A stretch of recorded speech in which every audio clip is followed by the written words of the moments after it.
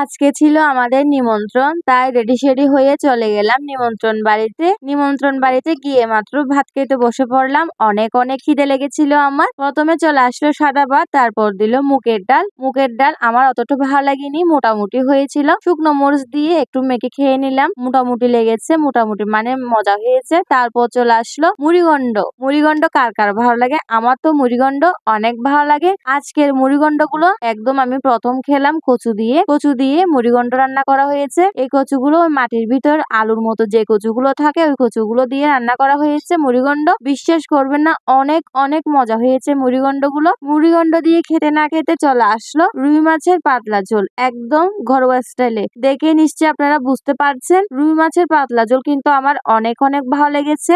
আর মাছটা ছিল একদম ফ্রেশ, অনেক মজা। এদিকে রাজকে খাওয়াচ্ছি, আবার এদিকে আমি নিজেও খাচ্ছি। নিমন্ত্রণ বাড়িতে আমার বাবা গিয়েছিল, বাবা নিয়েছে আদিত্য। এরপরে চলে আসলো হাঁসির মাংস। হাঁসির মাংস তো সবারই অনেক প্রিয়। দেখুন হাঁসির মাংসটা একদম লাল লাল ঝাল ঝাল হয়েছিল, কিন্তু খেতে অনেক মজা হয়েছিল হাঁসির মাংসটা। হাঁসির মাংসটা কিন্তু আমার অনেক অনেক ভালো লেগেছে।